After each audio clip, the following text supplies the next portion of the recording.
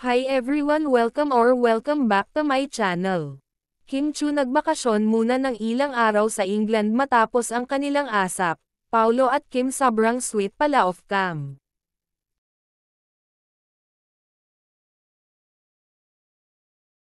Tapos na nga ang asap, pero marami pa rin ang hindi maka-move on sa dalawang magkasintahan na ito. Kitang-kita kasi si Kimi kung gaano siya ka-supportive kay Paolo. Makikita si Kimi na grabe ang sigaw sa gilid ng stage habang si Paolo ay kumakanta ng mag-isa, talagang pinapalakas niya ang loob ng kanyang boyfriend.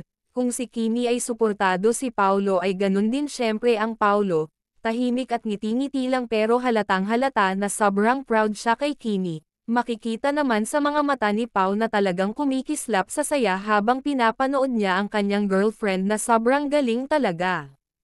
At syempre naman, ay spotted nga ang dalawa nang matapos na ang ASA performance kung saan ay makikita ang magkasintahan na bumababa ng hagdan habang ang sweet nila sa isa't isa, at halatang nag-enjoy sila sa kanilang pinag-usapan.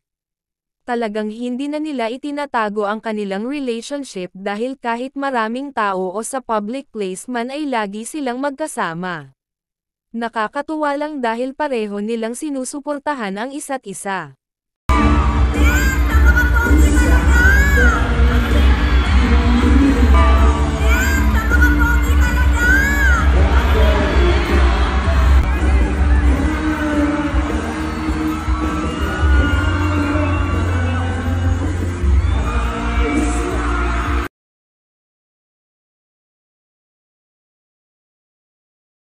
Matapos nga ang asap sa England, ay hindi pa agad umuwi si Paolo at Kimi. Nagbakasyon muna ang dalawa ng ilang araw para makapagpahinga at syempre may aabangan na naman tayong vlog ng dalawa.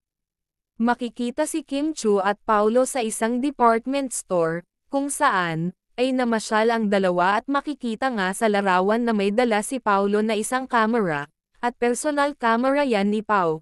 Mukhang siya na ang naging photographer ni Kimi. Kahit noon pa man talaga pag nasa ibang bansa sila ay talagang si Paolo ang kumukuha ng mga larawan at video ni Kim Chu.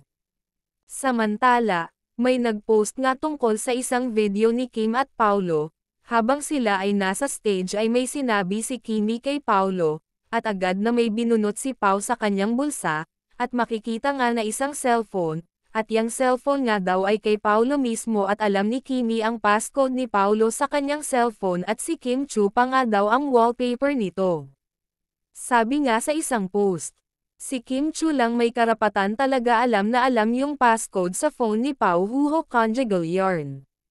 Oo, andito pa din talaga ako. Talagang hindi na talaga matatanggi pa ang kanilang pagmamahalan sa isa't isa. Ngayong araw naman ang dating ni Paolo at Kim Chu sa Manila.